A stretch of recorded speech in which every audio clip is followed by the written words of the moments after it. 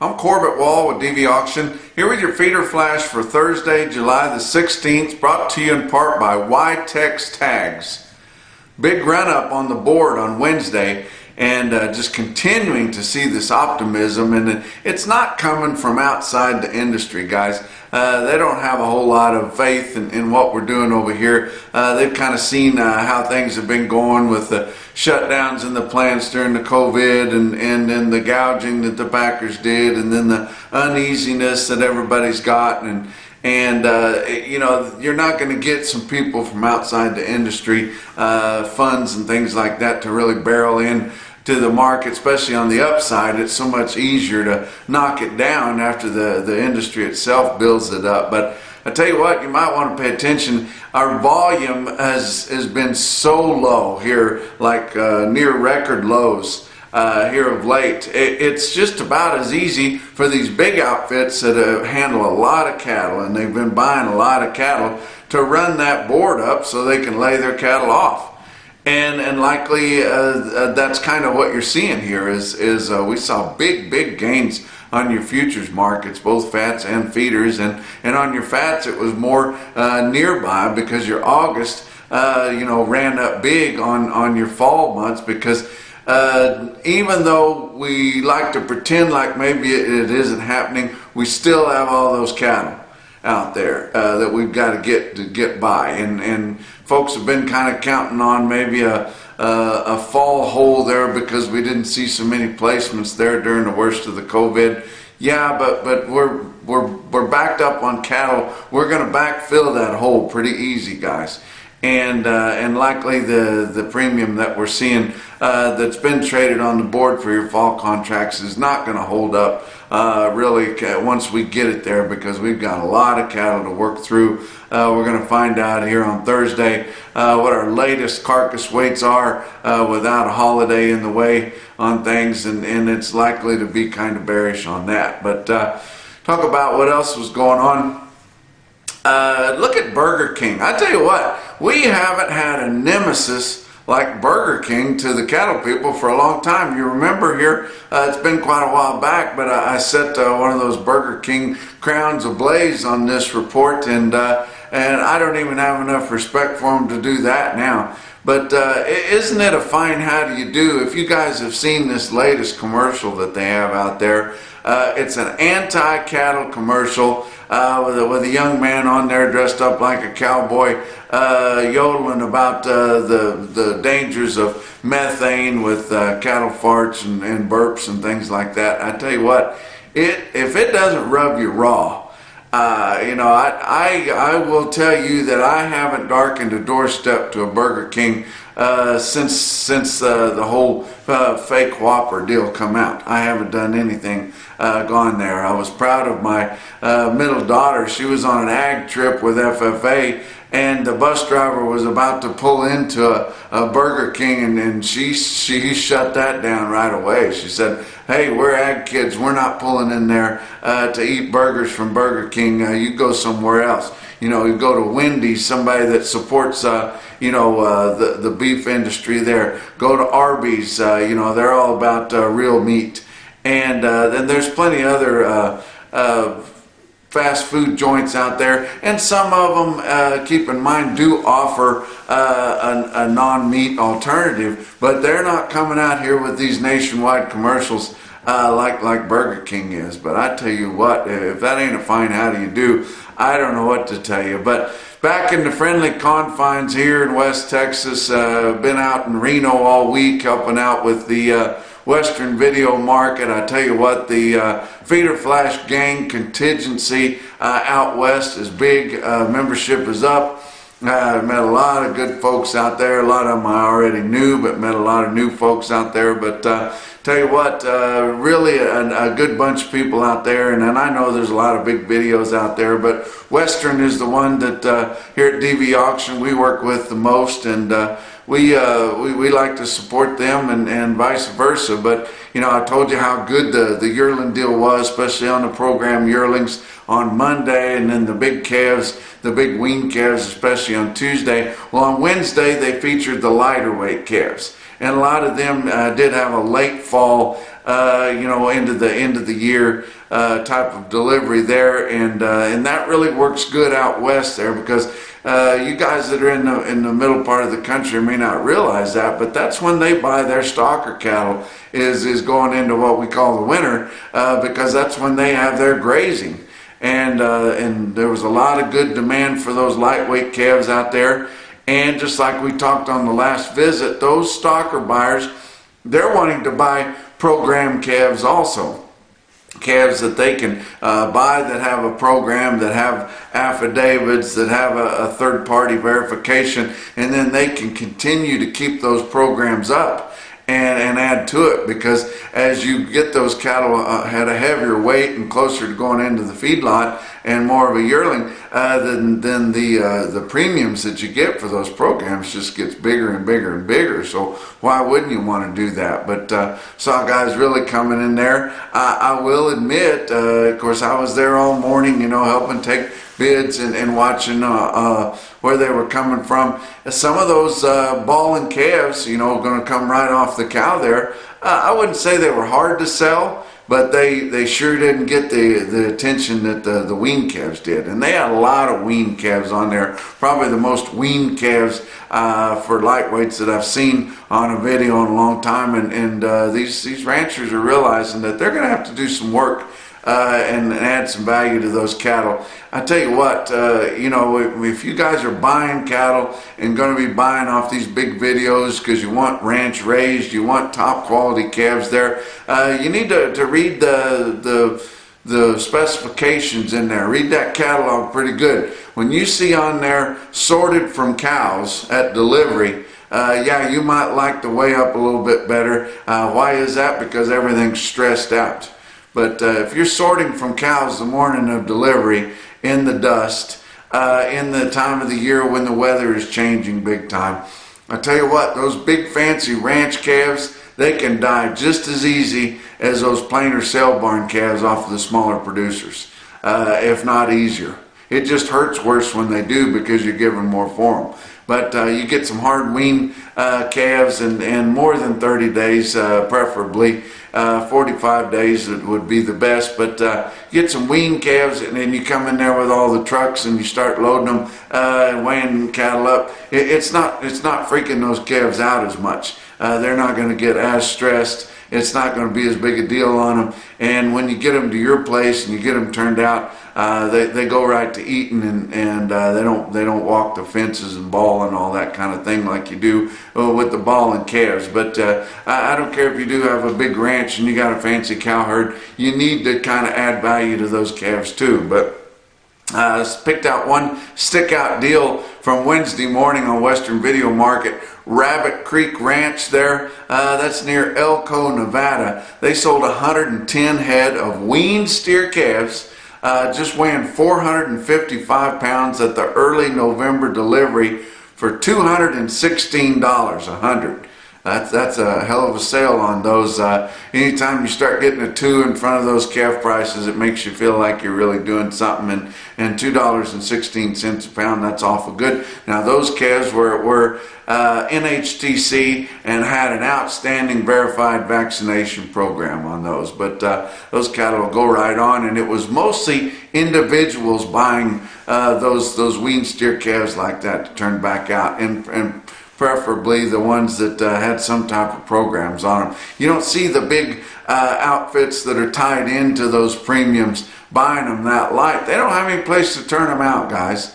They want to come in there and buy something that's closer to going on feed and closer to the knife. And you get those little light calves like that, it's individuals that are doing it. And if you guys are looking to add value to your grass wherever you've got it, that might be a good option for you to do, and there's going to be more opportunities to buy those types of calves as we go on through the summer and into the fall. But let's look at the board on Wednesday here. August live cattle futures, we talked about it earlier, up $2.50 at 101.30. October up 145 at 104.55. You go on out from there on your out fronts on live cattle, up 30 cents to up 102. August feeder cattle up 270, 139.42. As well as we've been selling these green grass yearlings, and we've seen a big rise on your index levels there. We're trading at a $5 premium on the board for August compared to what we have right now, and that's just the optimism is uncanny, and I've kind of backed off the bearishness now. Now it's just bewilderment where they're seeing all this optimism. But September was up 207 at 139.55. Go on your out fronts on your feeder cattle up 32 to up 185. And you guys are saying, well, feed's cheap and interest is cheap. I realize that, but these cattle still won't pencil out. You go by your rules of thumb. I've talked to a lot of guys that's fed cattle, longer than I've been alive probably. You can't back them up more than $40. And I'm talking about what you're giving for your feeder cattle, what you're going to get back whenever you're selling those cattle fat. We've got a 104 market on your October. I talked to you guys how they're kind of falling out of love with that because they're realizing that we're probably going to backfill that hole. Well, say you're only getting just barely $1 a pound for your fat cattle. You can't give 140 something without some kickers in there somewhere. It's just too much. But guys are still doing it. These cattle do not pencil. Maybe they just sharpen them a lot sharper than some of the rest of us whenever you're looking at it. But it's unbelievable what they continue to give for these cattle. We've got some more big sales to go through, but likely all of your big strings of Flint Hill cattle have been sold. Probably Osage too. I'm going to tell you about some sales that are in that part of the country that had some good sales in the auction. There's still some guys that like to bring those cattle into the auction, and they sell well then too. But next week they'll start delivering, and within 10 days they'll deliver all those green grass yearlings off the Flint Hills and the Osage likely too.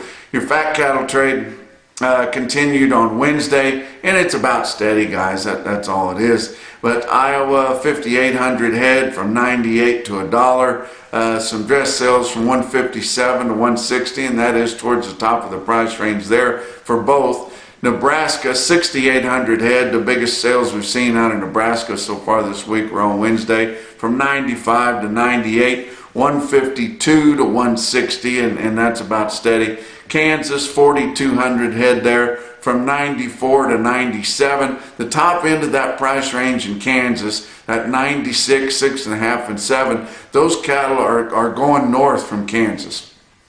We talked about how your packers, they really abused their formula partners, the guys that they have the sweetheart deals with, the big corporate feeders. They abused them the worst on refusing to schedule their cattle and kill. They were going out into your farmer feeders, your junk feeders, your smaller outfits, and going in there and plucking cattle during the worst of that COVID because, as we talked several weeks ago and all through it, that the formula deals indeed had kickers in there and had variables in there that came back to profit sharing and came back to what your cutout values were. So those formula cattle were ending up costing them a lot more than what the cattle on the open market were. So they ended up sticking a lot of your big corporate feeders with the worst of those heavy cattle. Well, where are most of your big corporate feeders? They're in the southern plains. So Iowa and Nebraska, they're not in too bad a shape. They're actually fairly current there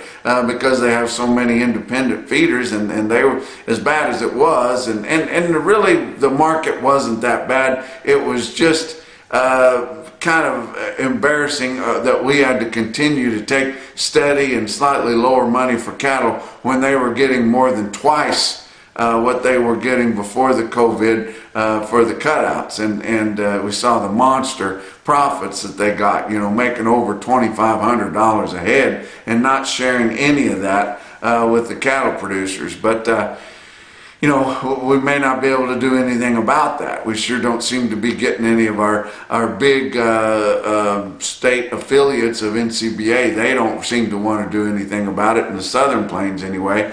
Guys in the Midwest, are red in the face mad wanting to get something done about it. But, it's just getting hard to book.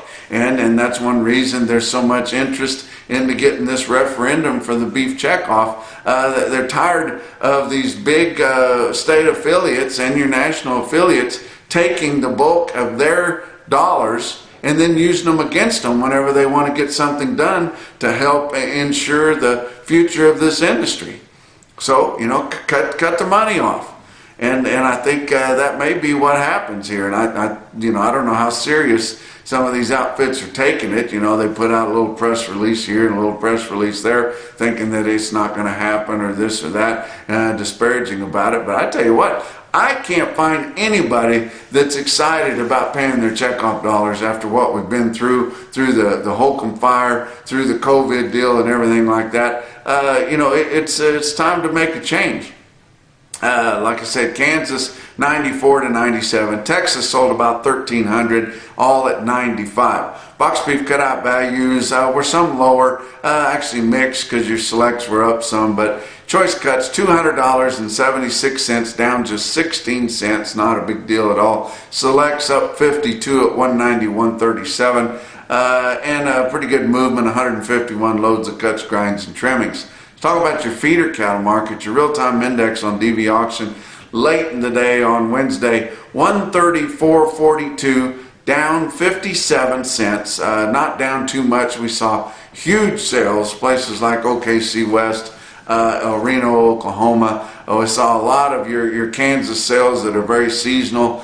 We saw them selling cattle, and we didn't have any very many stick out northern plain type deals to offset that, so that's going to bring your average down just a little bit. But OKC West, El Reno, Oklahoma, another big week for them. 7,300 head, counting the calf sale on Tuesday. Feeders $2 to $6 higher. Calves on Tuesday steady to $2 higher. They're seeing the gains in the sale barns too. Look at this automated report here, come from Cattle Market Central through DV Auction there, and you can see this. This is just for the Wednesday sale now, mind you, because you notice there's no lightweights in there hardly at all. But look at your weighted averages. This is the market in the Southern Plains, guys, whenever you're selling that many cattle. And look at the volumes in here on your best tested weight groups. 1,235 head of 7-weight steers in El Reno, average 766 at 138.14. That's up well over $4 on the weighted average, guys. That's a stout market.